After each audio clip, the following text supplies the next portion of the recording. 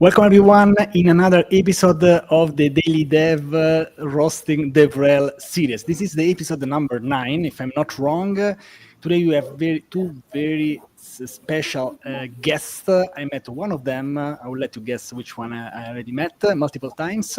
Another one, it's on the to-do list. So this series, the whole series started from an idea to talk more about developer relations, but we wanted to make this a bit less unpopular. So we'll try to have open discussions. We'll try to be as transparent as possible, and we'll try to share something that maybe it's not that obvious about developer relations. So that's it. And usually we have great guests. We have some people who are also public speakers, so we can also go into that side, because people who are into developer relations, they do many things. And I'm also here to know, maybe I missed some of the things that here my colleagues, they do.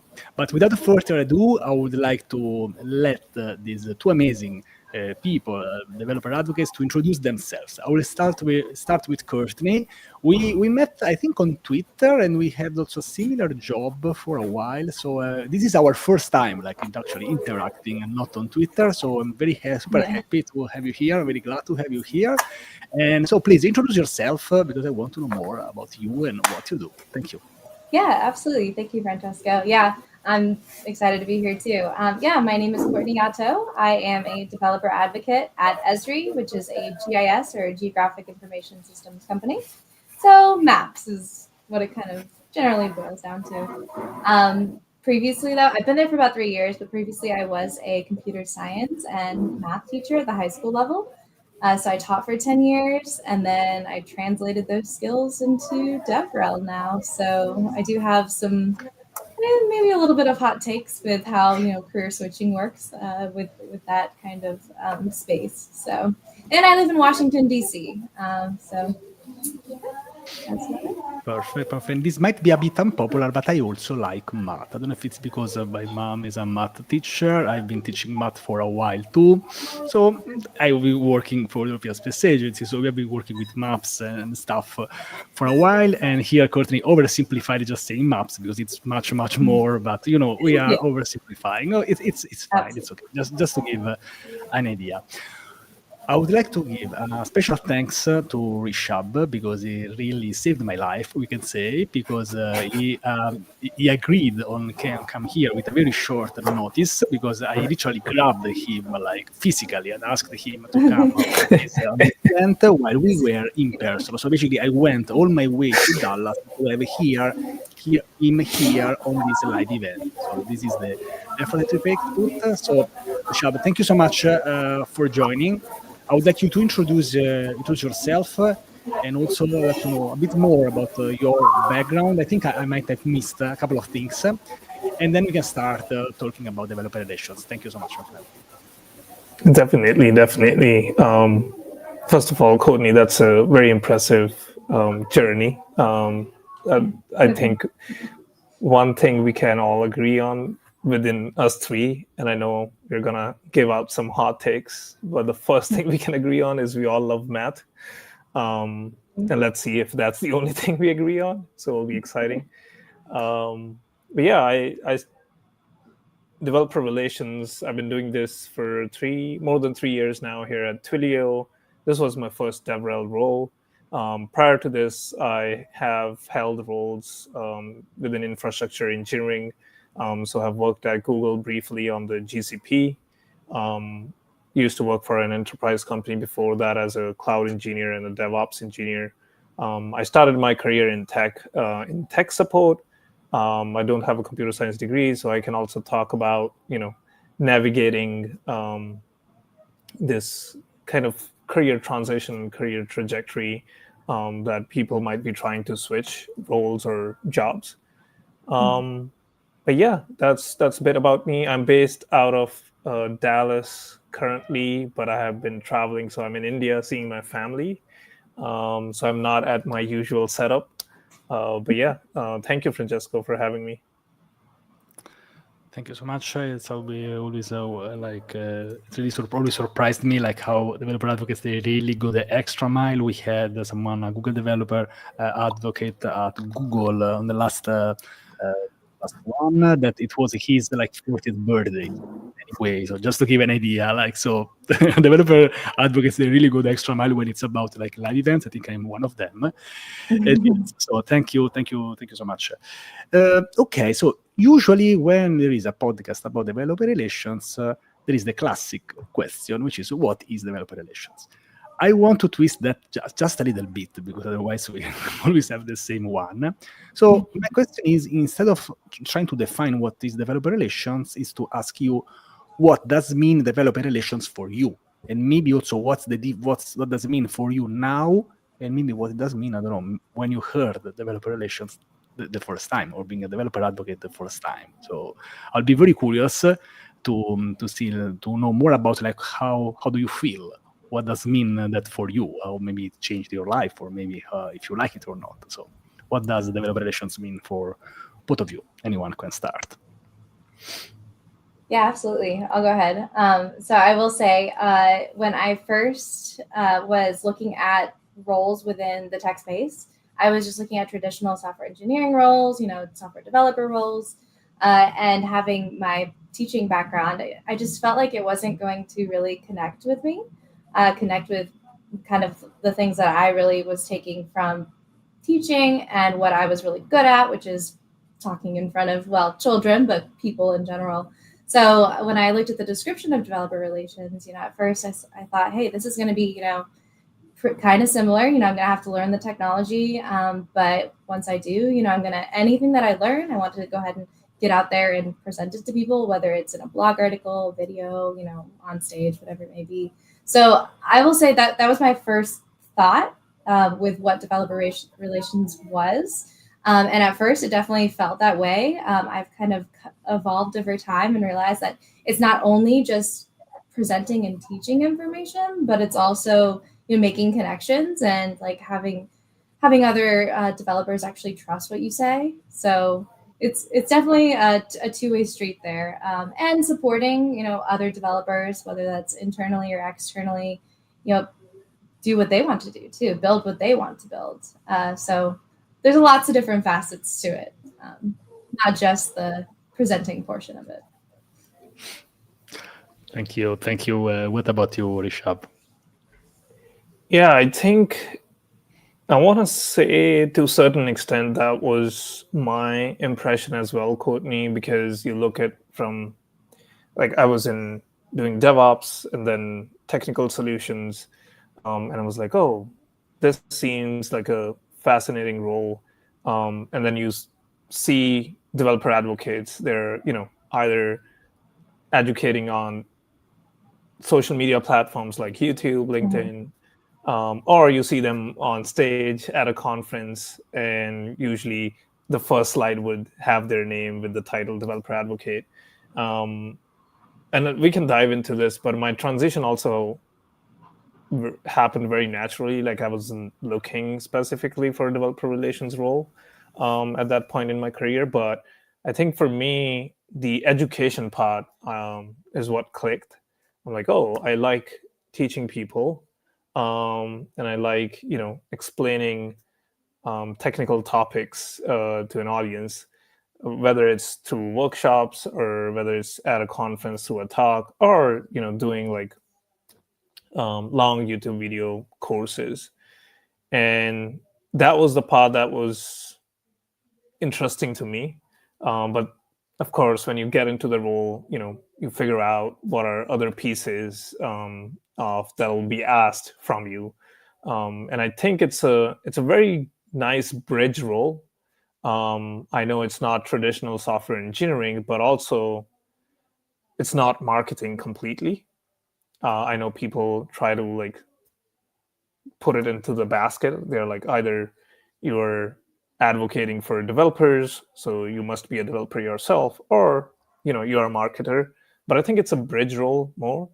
And yeah, I think that's kind of my definition is, first of all, you're advocating for the product, but the second part is you're advocating for developers and developer experience.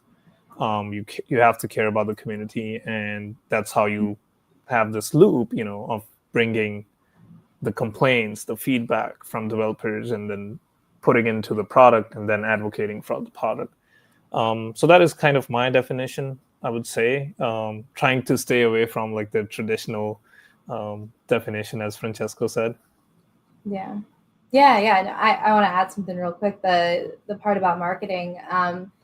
Yeah, I feel like a big difference between DevRel and marketing, just in general, to me at least, I take it pretty personally with anything that I put out there. I am not going to say fake something, you know, I'm going to actually support what I'm saying. So I'll phrase it exactly the way that I think is actually true and appropriate, and developers will actually care about it.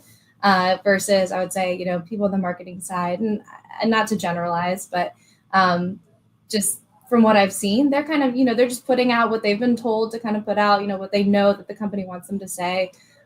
Versus, you know, I will just, and I'm sure most DevRels will also do the same. They'll be very honest and transparent about anything that they are posting. So. Yes, definitely. Sorry, go ahead. No. Just a quick comment that I always say is that yes, developer relations is not marketing, but if there is no marketing team, you are the marketing team. So if the company doesn't have a marketing team, this is what happens. So it's happened also to me, and yes, and I think that you hire a developer advocate because you want maybe to find a real connection with developers, and for me the connection with developers, my friends, it's even more important than the current company that I decide, let's say, to work for. So of course, maybe if there is a cool feature, if there's something great is happening, I might reach out, or I can just let people know that something is happening if we want to do an event together, because we have a very good really great lunch and so on. But like the connection that I have with that person is always more important. So that's the real difference that I feel between a normal marketing person. They don't do things wrong. The fact is that usually developers are allergic to marketing. They start scratching their arms and their head when they feel, and they smell marketing. They just run away as far as possible, like Forrest Gump. So they try to just run as far as possible. So that's usually what developers do. So that's why you need to talk with them, with a person who can also, they can relate more. They can go into the details. Sometimes I get question about the stack, or the question about, okay, but why did you use this framework instead of this one for this feature? For me, the best is when we get a feedback. So usually you get the feedback from user. The dev is a platform for developers, and instead of having like this, I don't like this feature, we get say like, I checked the developer tools, and when I have this feature up with this flow, I find this error. This is the console log, which is amazing. Like having this from a user to have like the debugging thing. So I really love that.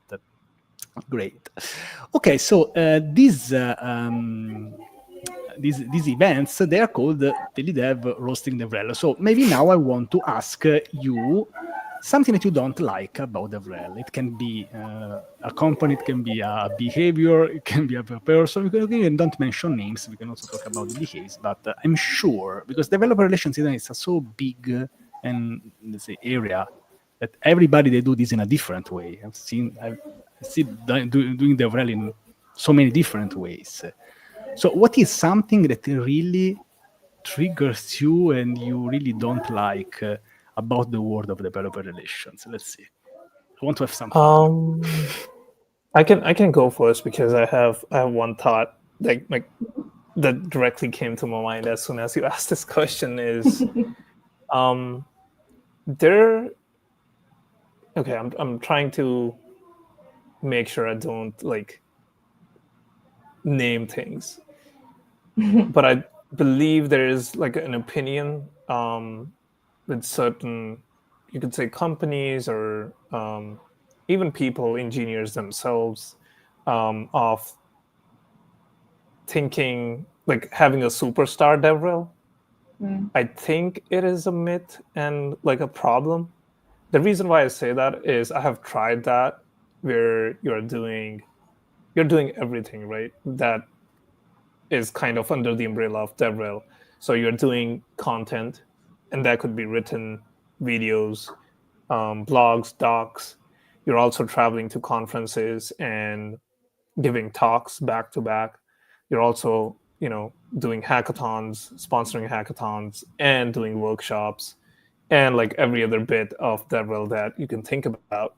And the burnout is so easy because of the diverse responsibilities and also the constant public facing. Like, I've been to reInvent, I've been to very big conferences where the attendance is going to be around 30 to 50,000 people, and my social energy, like on day one, by the end of the day, it just drains out. But you have to also do it for day two, day three, and then you only have like maybe, let's say, a week, and you travel to another conference.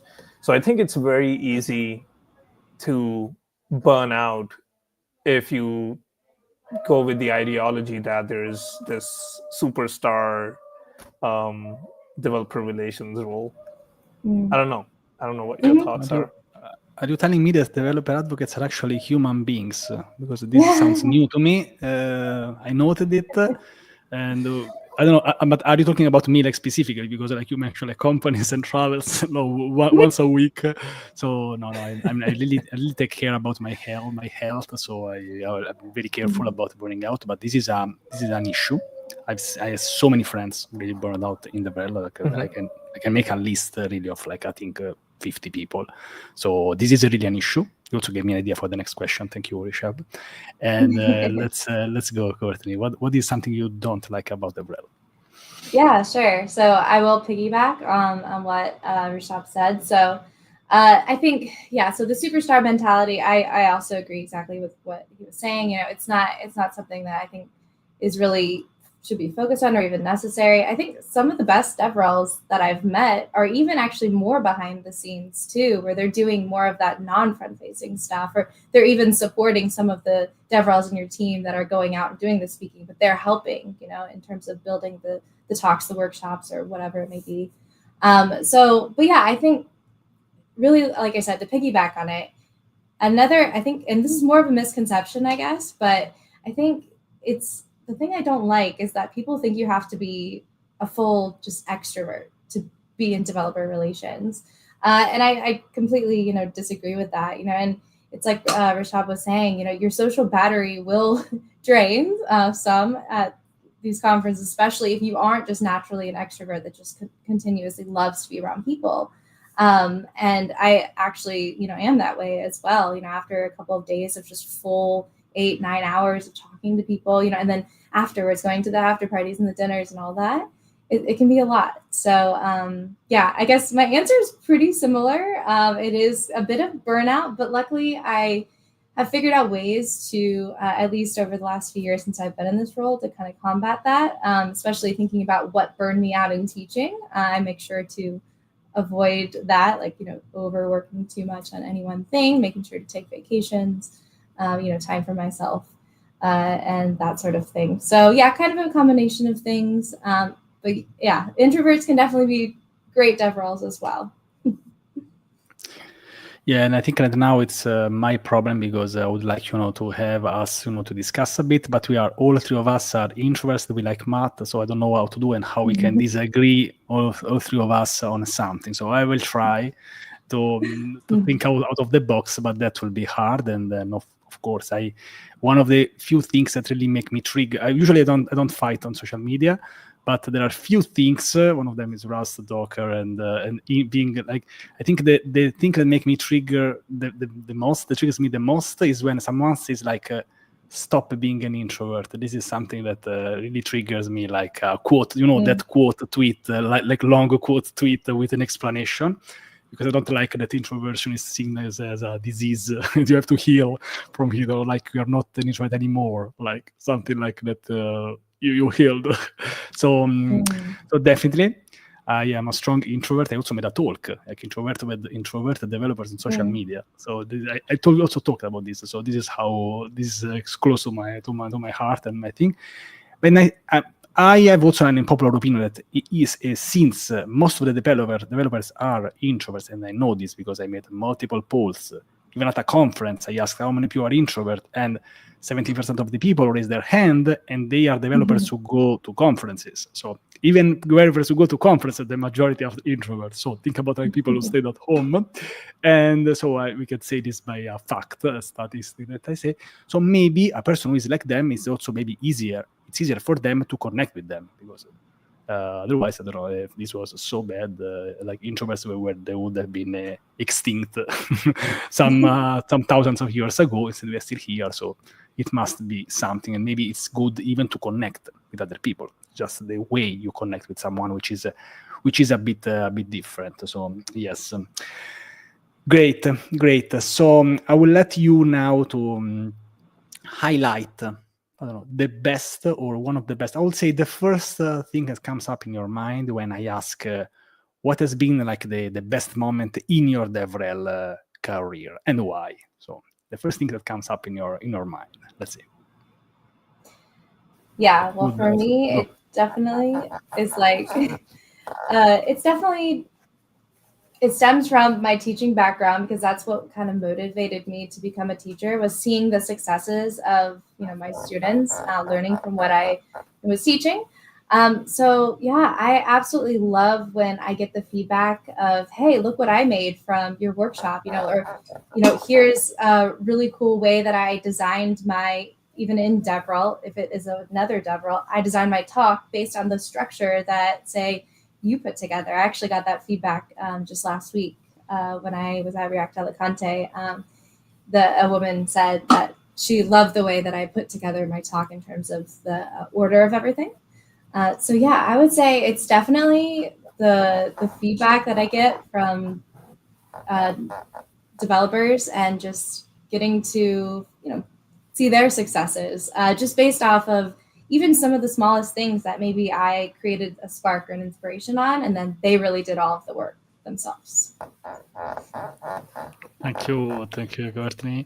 And yes, I always love this part of teaching, of course, because I think it's very close to what we do. I think a teacher has a different way and a different empathy when you have to deal with someone.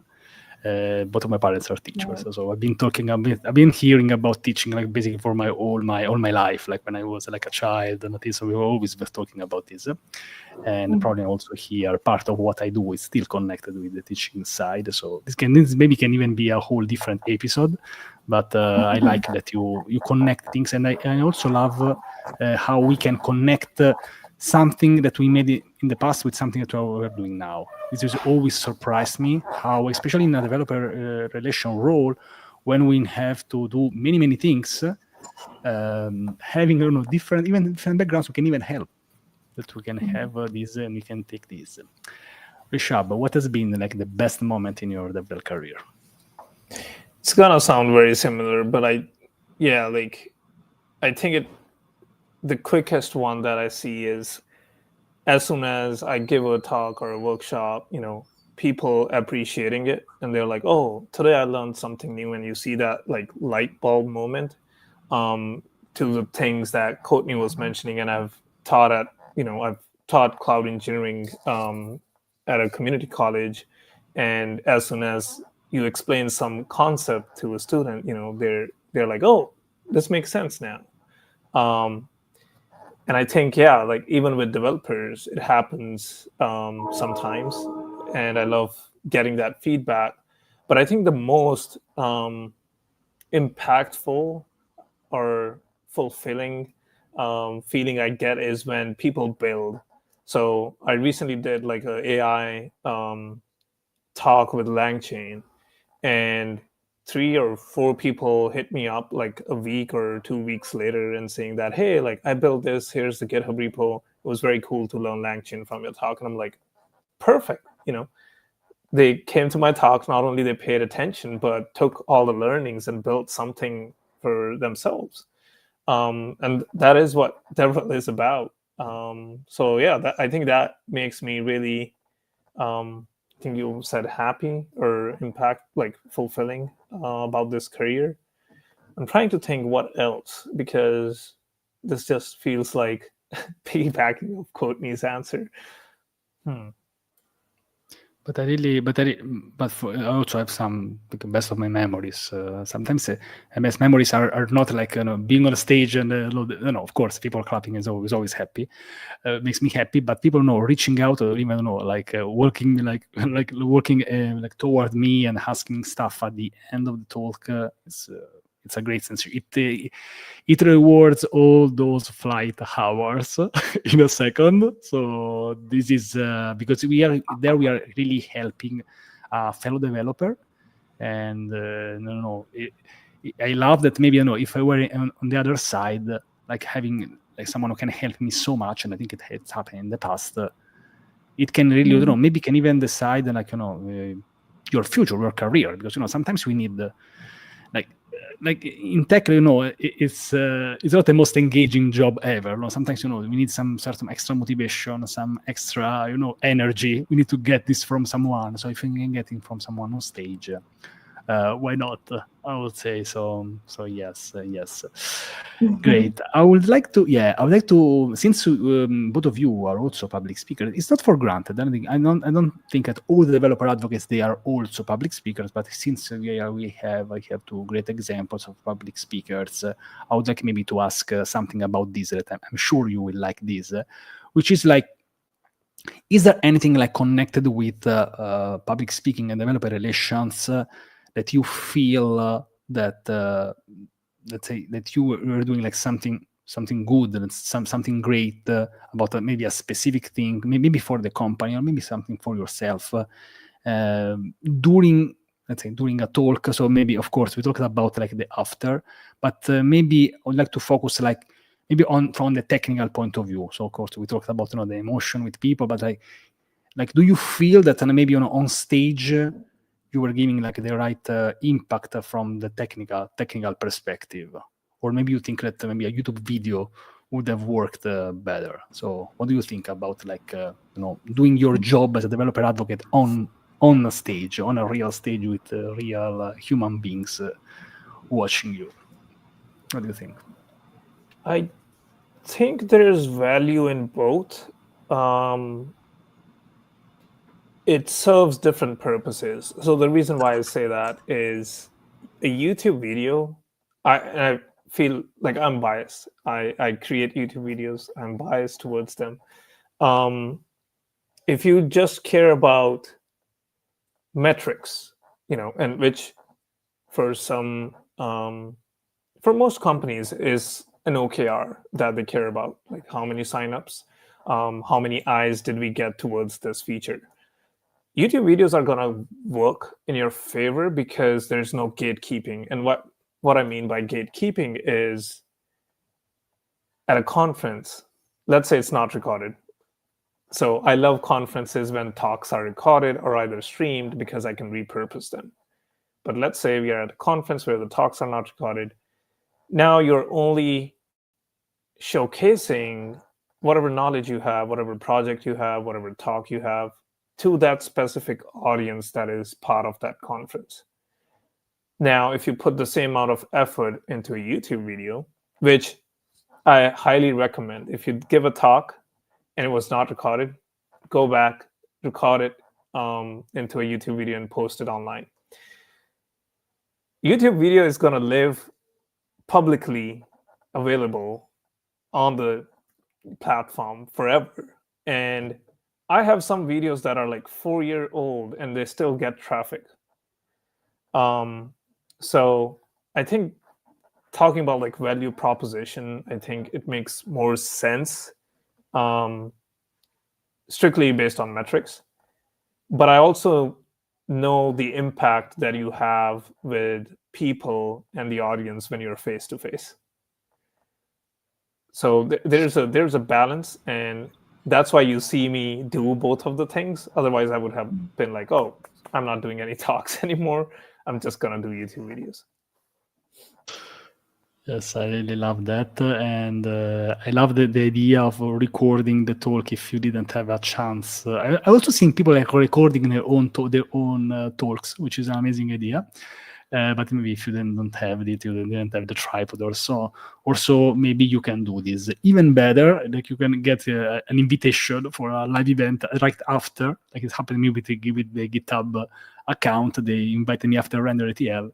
They invited me on their official channel, so I could, and I have the recording because I'm lazy. Usually, like, when I come back, I have to check the thousands of emails and stuff. So maybe, keeping yourself accountable, but like going live, or like, because at the end of the day, it might be also be, even live streamed, or your channel or some other channel. So at least you keep yourself accountable, and you have to do it. Otherwise, you'll say, no, now you have to check all my mails of the things that I missed because I was at the conference. I've been there, so maybe this. And so, yes, thank you. Yeah, what about you, Courtney? I see that you do a lot of talks, and maybe so maybe we'll go more in details, maybe somebody else. But I see you travel a lot, and so really curious about your point of view on this. Yeah. So yes, I have been traveling a lot within about the last year or so. It's been a lot of fun going to lots of different conferences, seeing different audiences, different types of ways that conferences are structured and everything. But yeah, so I will say my first immediate thought is I do some YouTube videos too, not too frequently, but I do have a YouTube channel. And my biggest kind of issue with just, especially the recorded videos, and not just me, but like a lot of other developers and developer relations, it feels like it's a little too scripted sometimes, That's why the live is definitely obviously better for that kind of experience. But so I would say, I do prefer just having that in-person talk experience. And it just gives kind of more of that authenticity to your audience. And you actually can see, the feedback with facial expressions, if it's, not too dark and everything. But yeah, I love, the more that I've done my talks, I've tried to script myself less. I know at first I was very nervous. I'm sure as many of us are. So I would have, all my speaking notes and read from it sometimes. But now I've really tried to think through, okay, I'm going to say this, and just kind of ad lib as I go. And I feel like those experiences allow me to just show my personality more too, while still being, in the technical space that I'm in. And also I tend to sometimes, just, make connections out of things on the spot that maybe I wasn't going to before. Like I generally love to take two things that don't necessarily seem like they go together and put them together in a talk, because those are, some of the best things, putting two things and correlating them in ways that people would not necessarily think of. So I think all of that to say, it really just feels more authentic to be on stage than it does, generally with especially recorded video online.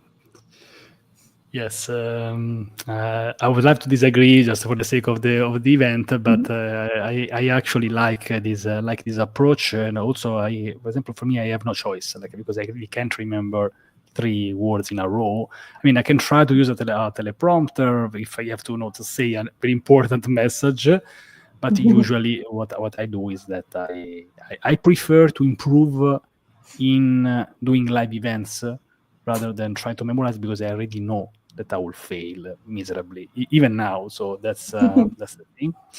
And but this is also my strength. So for example, I have to understand things. I have to. So it can be a weakness of not being able to memorize things. It can also be your strength if you work hard on becoming better at doing live events or on the stage. So because you have no choice, basically. This is also, for example, why I like math compared to other things, because once you understand the things, it's easier than to memorize, I don't know, a poetry or a sonnet. That would be very hard for me. I can do it, but it takes a lot of time. So I invite people who can memorize things. They read it. My girlfriend reads the things 2 times, and she already know that. So very envious. Yeah. But yeah. I think when you memorize things too, you can sound robotic almost, unless you practice a ton. You can sound like, and Courtney, in this AI era, it might be very dangerous. That's true. Yep. Yeah. You're not wrong. Nice. Okay. So let's go with one more. I'm really enjoying this. So let's make it a bit more spicy, which is like we have developer advocates. They do their job, but can't companies just use AI instead? Can't companies just find an AI which can sound as a developer when do they need to do a copy for to it? Or I really want to be try to be as open as possible, because I think there is this feeling that people are scared about AI. So I would like to discuss with you, like, what's your point of view on this? So basically the question is, can companies just use AI to talk with developers, or does it even make still sense to talk directly with developers, or they should just talk with another agent? So what do you think about this point of view? Do you agree or not? No, I think there is a level. Yeah. There's a level of things that we, or at least I'll say it as I, should be leveraging AI for. I strongly believe that communities are the way to go, and that it doesn't have to be developers in general, like tech in general. So like cloud engineers and other kinds of engineers that we see, because I'm a huge believer that you need to be empathetic towards others. That's how you either teach or learn, and you also need relatability, which I know Courtney mentioned earlier. When she presents, and one of the things about developer relations that she likes is that people can relate through analogies or your teaching style. That I don't think AI can make that feel you that way. I don't know if that makes sense. Because I go to conferences. So for example, if I talk about Docker, Francesco will understand. There have been in past some pain points, and another cloud engineer or DevOps engineer will understand it very clearly because I have been in their shoes, right? So when I give that talk, they'll be like, oh yeah, we ran into that same issue. And I don't think AI is there yet to make that level of human connection. It might mention a few pieces of challenges that humans might have, but I don't think I won't consume that content myself, if that makes sense. Yes, I would also give just a quick comment on this. I would say I probably in the past 2 years I consumed some AI content by mistake because I liked the idea. Some people were even making some AI intentionally making fun, so AI doing weird things. So the video was about AI doing weird things. But I'm not subscribed to a single AI YouTube channel or things because it doesn't make sense to me. So maybe maybe I've watched some AI generated video. I don't know if any of you. I'd like to know if anyone, I don't know, they intentionally they like to follow, maybe for entertainment purposes. But for entertainment, you can do whatever you want. People will just follow things. But let's say for intentional things. I don't know. Probably there are some technical AI generated videos channels. I don't know many people they crave for another video from them. Maybe you can watch them, but if developer relations is all about the connection, it's not just about the volume. But I would really like to know about Courtney what thinks about it.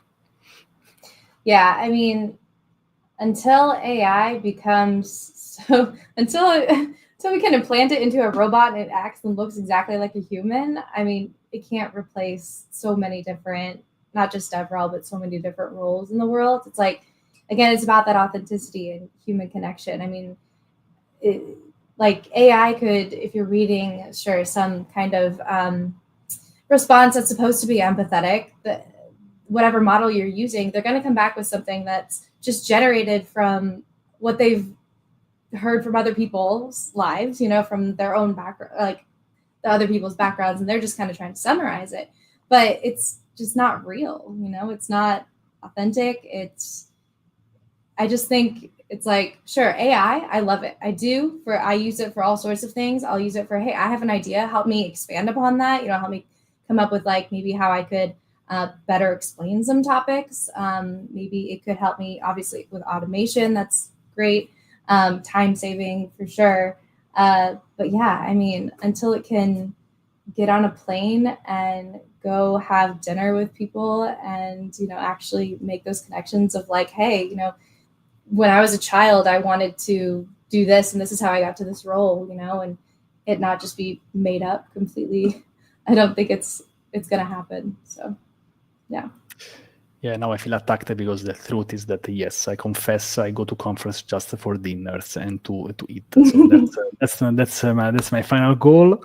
And yes, so but and I think yes, this is exactly like basically against I think some core concepts of developer relations. I'm not saying that you can't use AI, but it fits, just going in the opposite direction of what we are trying to do with developer relations. Maybe it's closer to marketing. I don't know.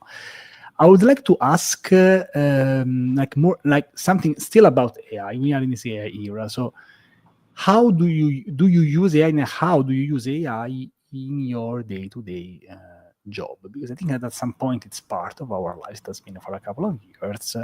Many things would have never happened without the AI to my life and things, because it helps me so much. But I'd like to know from you, how do you use it? If you use it, and for which tasks, and also for which tasks you absolutely avoid using AI intentionally, if there is any. I have a couple. So what is something that you use AI for, and what is something that you don't want to use AI? You want to use AI for everything, but what is something that you don't want to use AI for related to developer relations world, of course. So what do you use AI for? What you don't use AI for? Well, I know exactly what I do use it for sure is there are things that I used to do in my classroom that I love still translating into this role, and that is taking the, say, holiday of the day, which I love using, and saying, hey, let me relate it to something that I'm supposed to be talking about, which is GIS mapping related, but let me come up with a fun, maybe little demo app. So I'll get the ideas from AI and say, hey, let me roll from there. Or even sometimes just fun little jokes to help with my posts that may, just kind of take them to the next like silly little fun level. So yeah, I definitely use it to take my creativity and then help support it, if that makes sense. Because I used to do these kinds of things all the time. Well before AI, I was coming up with silly math jokes all the time in my classroom. I was coming up with fun games to play with the kids. So now it's just a matter of it's just making those things that I used to do in this role now just faster, just a bit more, less time consuming, I should say. Mm-hmm. Love it. Rishab. What I use AI for?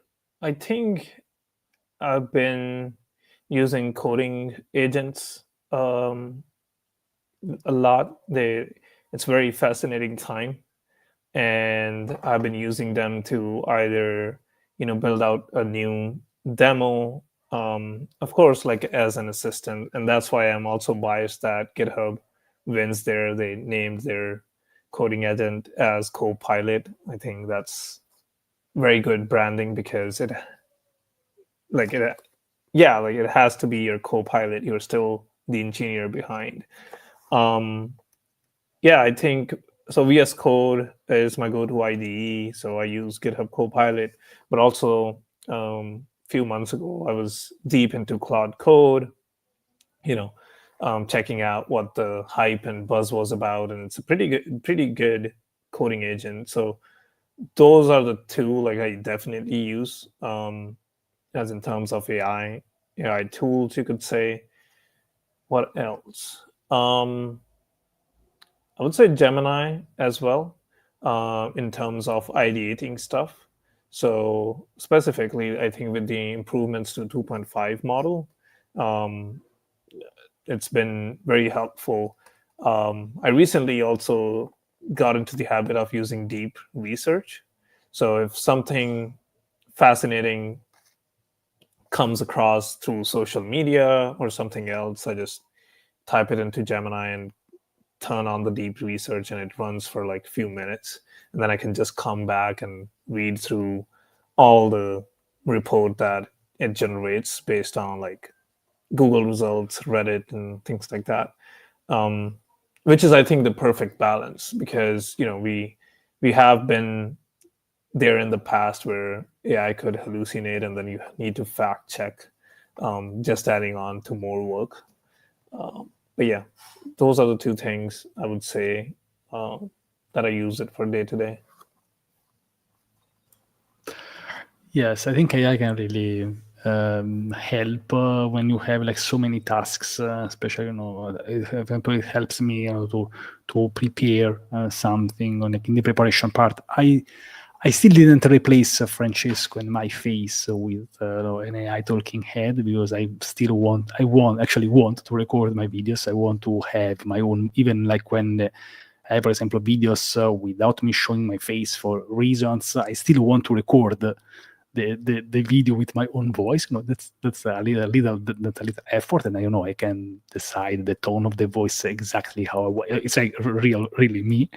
So, for example, I still don't use AI, to generate videos and generate even my voice. So that's something that I don't want to use AI for. I use it a lot for preparation. So preparing coding examples, preparing a list of things to do. So in the preparation part, it helps me a lot, because it can really help you to basically, it's you like with a bit of superpowers, and you keep interacting, and you have a list of things that then you can do. So in the preparation part, let's say, I have this lunch, or how I can prepare it. I have these platforms, I have these things, I have this number of connections on these, and you can actually make a plan. So this can really help in the it's the boring, like in the scheduling stuff, and then also can improve there, and there can really help, or to give some examples. So that's it. Sometimes I also use that also for daily dev, also to help with some funny stuff. But it's that's more like an experiment, and try to show something a bit different. I don't know, an AI manga or something like that. But that's more like an example, I would say. Perfect. Thank you. And yes, so I'm really enjoying this conversation, and I think that in the future we will still work together with AI as developer advocates. It's all the jobs are basically changing. I think we can agree with that. But I think that this part might even become more important. I don't know. I would like to ask you something which is not strictly related to developer relations, but it's something that I noticed in the past year. Because I've been going to conferences for a while, and I know that you have been also doing that. I noticed that recently people are even more active when they go on conferences and when they go to in-person events, because maybe now we are missing the human touch even more, but that we are using more AI. Is this something that you also... No, I didn't put this a not a book with all the people who interacted with me, but for example, we went to Dallas. I interacted with 50 people on one-on-one. This never happened to me, because maybe people feel that they wanted to talk more with human beings. Is this something that happened to you, or is it just me? Is it just my impression?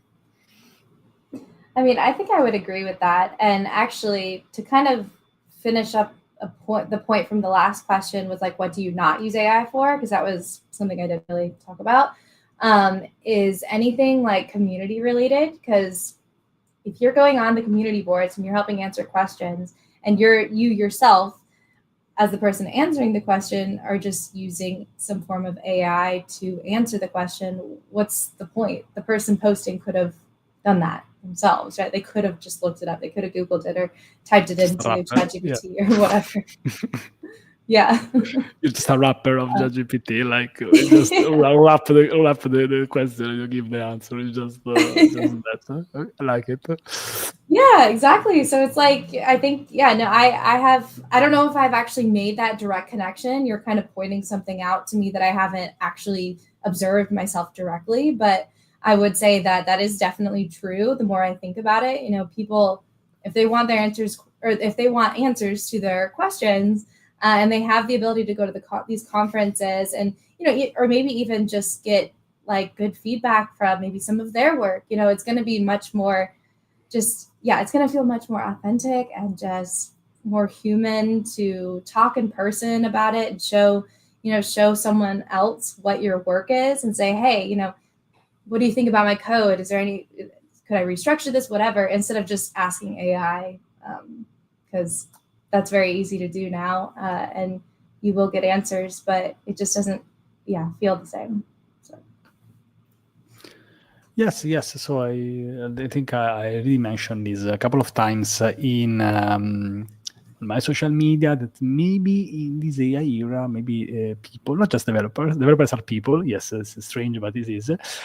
People are even looking more for the human touch. And if, for example, I die on the hill that you should always go to conferences, connect in person with people, get your body on a plane or a train or whatever, because it can really help you to give good perception. Say sometimes, of course, staying on social media is useful. I will never deny this. I think I made even too many tweets in the past 6 years, but. Like for me, going to in-person events, meeting Rishab is not that good, but except for that, I'm joking. Except for that, when I go to a conference, I have a real feeling of what does it mean, or why are people really interested in this technology, or is this just a bubble, or is this just are really people interested into learning Rust or not? So if I went to Rust Conf and I smell the what happens there, I can really decide if I want to keep advocating for it. I should stop. Is it okay? So it helps me to have a really personal perception of reality. I know it sounds weird that we should not even mention this. So do you think that, for example, do you think that as a developer advocate, traveling is helping you to have the more real perception of the developers community, or not? Because for me it's so important that I don't know, I spent 24 hours on the plane to go to the Dallas conference 2 weeks ago, and just as an attendee this time. So it was very, very important for me. So do you think this is useful or not? Would you like to go, Rishab? Sure. I just I just don't like seeing Francesco that much. No, I'm just kidding. That's it. I think it is very important. I firmly believe in general that communities are hyper local. And what I mean by that is, if you go to a meetup in Toronto, the everyone knows each other there. If it's a 75 people developer meetup, because that's the community that they grew in, right? That's where they feel that they're a part of this bigger technology as an industry. And I think to get the perspective, and mind you can't make your perspective bigger by just being yourself. You need to talk to people and understand how they think about technology in general, and I think that is necessary. So I would agree with the point you made, Francesco. I think it is worthwhile to be present in person and talk to people and kind of gauge, like you said, if Rust is something that people are interested in. And then you can go deeper into that question about specific features of Rust. What is most exciting that people want to see? And that's how you make impact. Yeah, I would agree with the hyper local thing too. For sure. It's I I know all the different conferences that I've been to, it's interesting to see the ways in which these different communities are consuming technology, are utilizing technology. I mean, even just a very simple example, there was one conference in particular that was very, very active in posting about their conference on Instagram. And that was interesting for me because I just felt like that wasn't typical for a tech space. But, you know, there were audience members who were even showing me like the tech followers that they follow on, say, Instagram. So it's just interesting to see the different like communities and how they are, like I said, consuming tech, utilizing tech, all these different ways. So it's like you're going to learn so many different things when you go to different spaces. So, yeah. Great. Great. I'm really enjoying this conversation. I would like to make the last quick spicy question, and then and as well that we should be done. Quick, like I would like a really quick answer from both of you. Something you like about DevRel and something you don't like about DevRel. The first thing that comes up in your mind, and it's like about like your job, like what you like about your job and what you don't like about your job. Go, Rishab first. Go. For me, it's easy. It's travel and travel. That's a great One answer. Good. Love That's it. funny. What about you? I mean, I would say I do love the travel, but I think my favorite part is the thing we've been iterating throughout this whole time is the energy and the connections with people that you do have at these conferences. So it's kind of travel, but it's more the actual experiences. And sometimes I could even be online too. You know, some of the interactions I have with people, just all the developers that are, you know, giving me feedback for whatever form of technology I'm talking about. So yeah, I think that is one of my favorite parts for sure.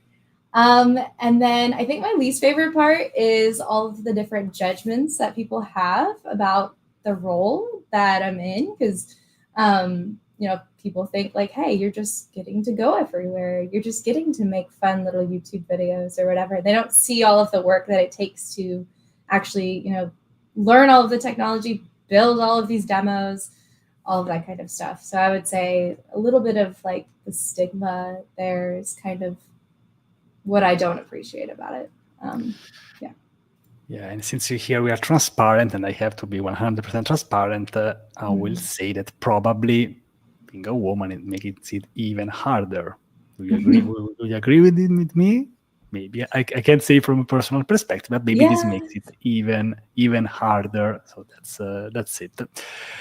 Yes, for me, the good part is that I can work with people. So it's mind blowing that I can actually make this as my job, like connecting with people, connecting with you, talking with amazing people.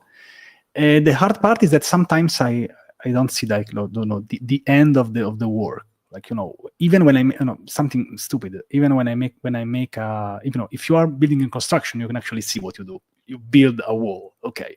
If you're a developer, it's a bit less, but I say, at least, you know, I solved 10 tickets. I made a PR of 1,000 lines of code. Is it good or not? I don't know, but at least I made it. Can you quantify? I don't know. I stayed like 30 minutes on Twitter, on the social media account. Like, it's hard to quantify how this can create an impact or not. I don't even know. Am I wasting my time? Am I doing this right? For example, now we are doing like a live event. So does it make sense? So every time, like I have this feeling if what I'm doing is the right thing or not, because you can just stay on social media like 20 hours or 16 hours. There's no end. So if you do this for a company, so you have to decide a block, for example. Or even, I'm not even starting talking about a lunch. How much can you prepare for a lunch for the company? Is there an end? Not really. You can keep doing things, you can keep organizing things. So the fact that you have to say, I'm done, it's like a drawing, like now I'm done, before you don't. So this sometimes making me feel, was it good enough? Could have been done better? But so this is just a feeling that I have, that sometimes it's a bit it's a bit weird, but that's it. Yeah. So, Rishab, Courtney, I really enjoyed this conversation. We have both of the links below.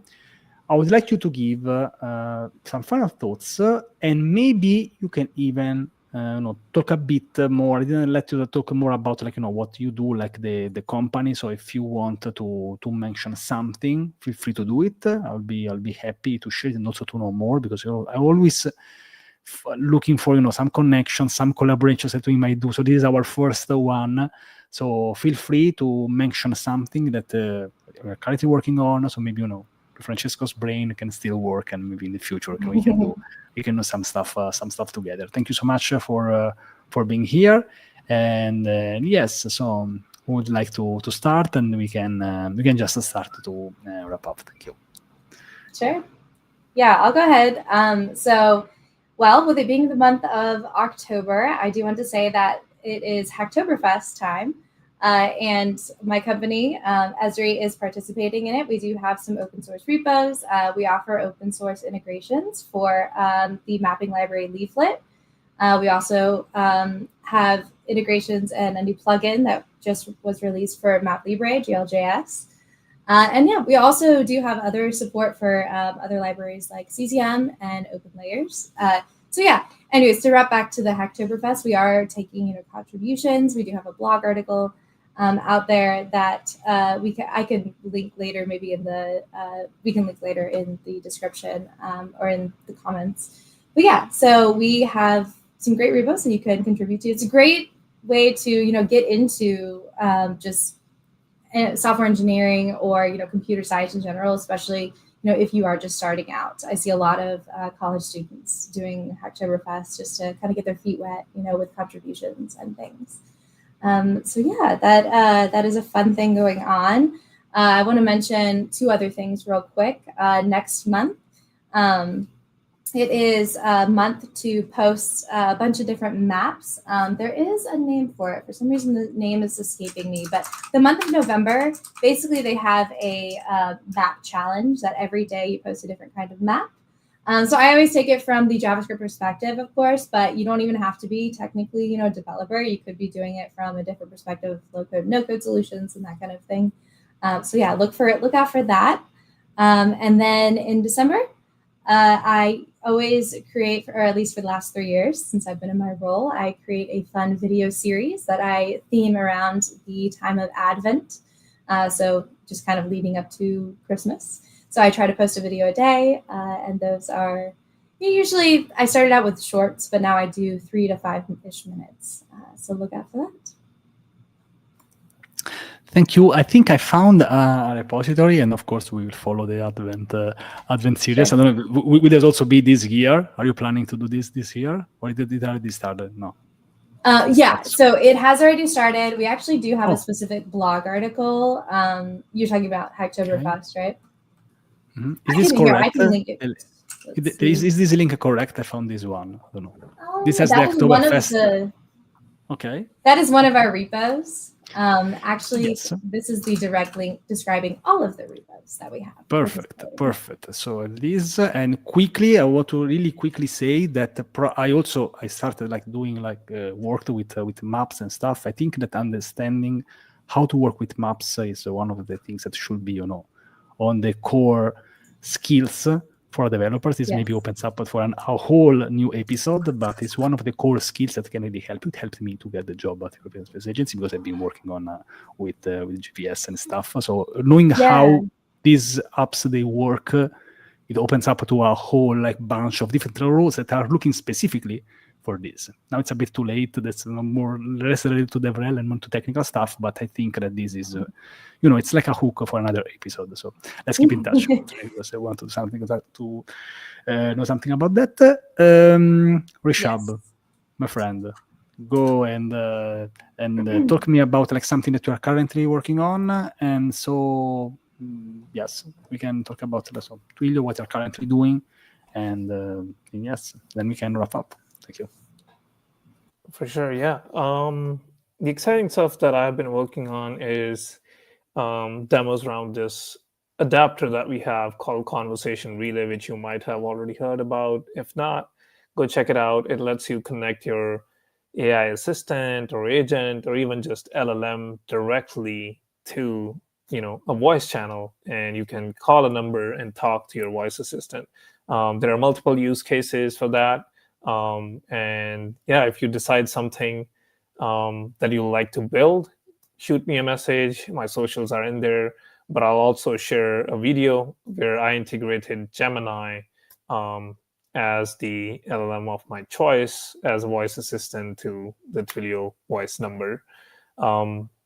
Since we're talking about DevRel, another cool thing I would like to share is I recently had a great chat with Matt, who is the director of developer relations at Google Cloud. And we talked about where DevRel is headed, his opinions as a leader and who has been in the industry for almost 20 years, and how he thinks about DevRel at Google. So pretty interesting conversation. I'll make sure to link that below as well. DevRel. But yeah, those are some cool things that I'm working on. And then always look out for twilio.com/blog. That's where I try to post my demos and all of my awesome colleagues that build cool stuff to kind of give you an inspiration of what you can build. Thank you, Francesco, for having me. Thank you. I was checking the video in this second, so I want to share this with our audience. It looks like a great episode. So I would already booked this, saved this, because now we are live, but I want to check it out. And amazing. So I put also this link. Amazing. Perfect. So we are at the end of this episode number 9. We have another episode coming soon. I think in 3-4 weeks. I'd like to say thank you to both of my amazing speakers and guests. We roasted not that much, but it was a very nice conversation, I would say. I would like to remind that basically all these events are organized by daily.dev, which is a platform for developers. We have squads. You can customize your feed. It's basically a platform for developers when you can stay up to date. It's something that you can absolutely give it a go. And also it's a link in the description. It's not easy to remember because it's dev, so it's very easy to find out. Browser extension, app, whatever. And you can check it out and let us know what you think about it. We also have a developer relations group there. If you want to jump in, I'll be happy to invite you there. That's it. We are done for today. Thanks again. It has been great meeting you for the first time, Courtney. Also meeting you, Rishab, but probably it will be the last time that we interact this year. I'm joking. It has been amazing, man. Really, thank you. And we are done. Thanks again. We have the links in the description for both of the speakers. Be sure to check them out. And bye. See you next time. Bye. Thanks. Bye. Bye. And.